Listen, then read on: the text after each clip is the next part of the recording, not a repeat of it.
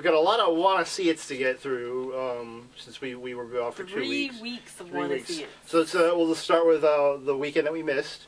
So the weekend that we missed is we'll call it week 1, which of course included the movie Year One.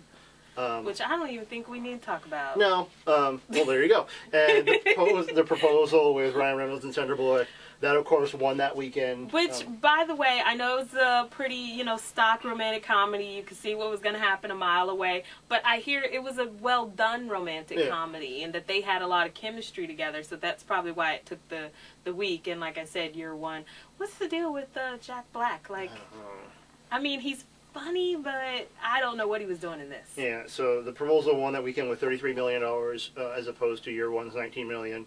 The proposal made $78 million to this date with a budget of 40, so it's already good to go. Yeah. Year One only made 35 with a budget of 60, so Year One had a bigger budget than a movie with 2 real stars in it.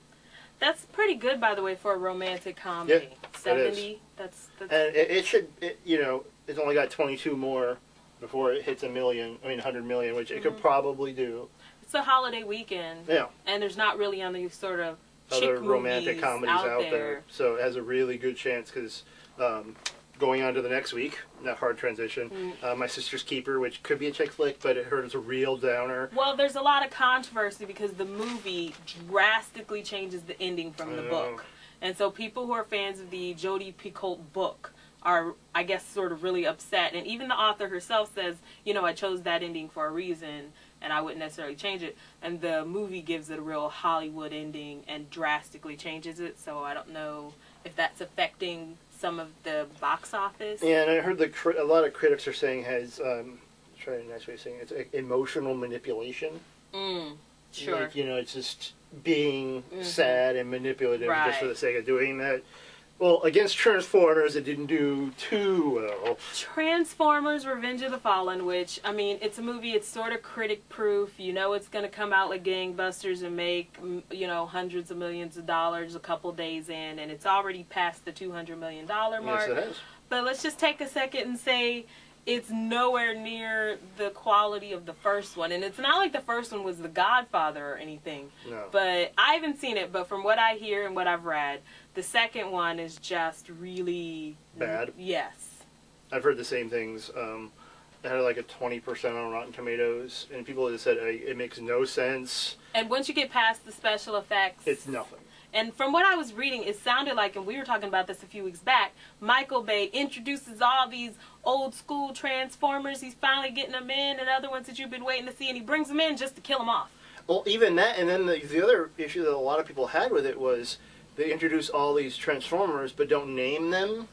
They're just there, and you're like, you're supposed to figure out who they are, but then like they come and go with no explanation. So it's like, here's one robot, and then like half an hour goes by, and you're like, where'd that robot go? And then the way Michael Bay edits his movies, they're such quick cuts and crazy angles anyways. If you've got all these different robots and Transformers, after a while you're not going to be able to tell them apart because you know who the main ones are. Yeah. But if you've got a bunch of unnamed robots roaming around, you don't really know who's who anyway. And so it's sort of just like, they're like, we got to do a sequel. Let's throw all these special effects on it. And then somebody said, oh, we may need to come up with a story. Yeah. And then, well, I heard what they did was they were doing this in the writer's strike, and so they had the 2 writers, Orsi and Kurtzman, who did Star Trek, and they brought is it Aaron Kruger in? He wrote Scream 3, a few other things, and he was sort of brought in to help them finish it. And apparently Michael Bay was already doing special effects while they were writing it. So they had to write around that. Yeah, and so Aaron Kruger has been spotlighted as the one who came up with have the wrecking ball testicles on the Devastator robot, which I think is the dumbest thing I've ever heard of in my life. They have a big shot of his, these robot wrecking balls hanging underneath between his legs, which I think for a kids movie. And my brother-in-law was going to take my niece to see it. She came in the house and she's like, "Hi, I'm going to go see Transformers." And I'm like, "You are not seeing Transformers." Yeah. And so I 8 years old, I talked her out of seeing it. So, her dad had to go see it, without her. I think you saved her, not just from the film, but from the quality of the film. Well, and there's, sex talk and, jokes in there that aren't appropriate for, but they market this for, as a kid's movie, there's tons of toys. Right. I don't know why Hasbro isn't, like, telling them no.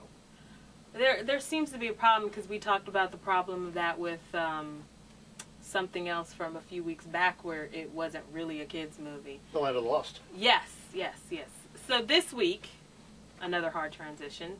This week we've got two movies that couldn't be any more different opening up, going for two drastically different crowds. First of all, we've got Public Enemies.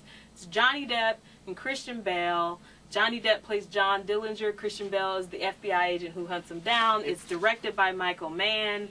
And, you know, that's just, that's like an all-star triangle you got right there. So I can't wait. I'm probably going to try to go check it out at some point this weekend because, you know, I just love Johnny Depp anyway. So I saw it yesterday. You saw it already? Yeah, I saw it yesterday. It was long. It was like 2 hours and 23 minutes. Well, Michael Mann does not make a short movie. Yeah, so it was a really long movie. It was really good. The action was good. I could tell they used CGI for some of the blood and stuff, which kind of, you know. Did it take you out of it? It took me out of it a little bit, but I love that period, like the 20s and 30s. Like, I wish I could live in that period. That's why I love that period of films. How about Johnny Depp and Christian Bale? They were both good. Johnny Depp was really good.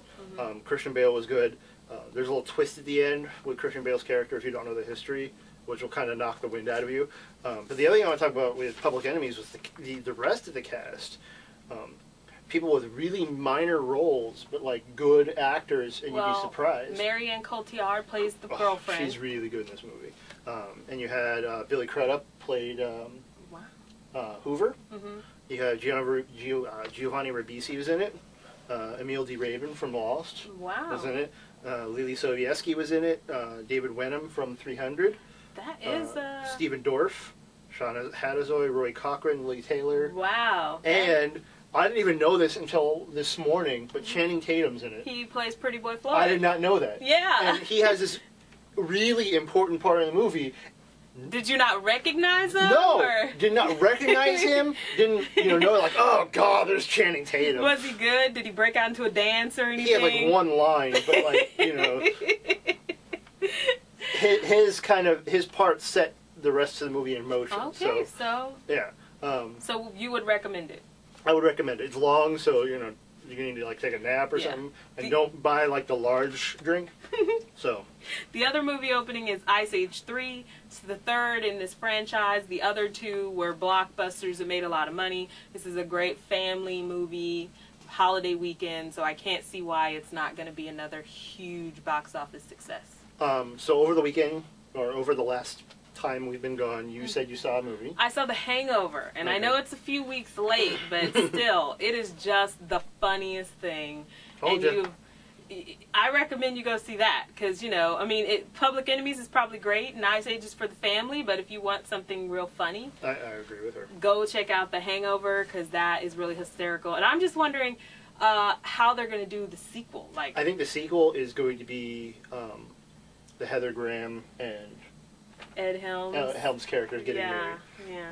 So I think that I actually saw another movie too. I saw Away We Go last week. Oh. I really enjoyed it. I thought John Krasinski was really good in this movie. People are saying this could finally be his breakout. Yeah.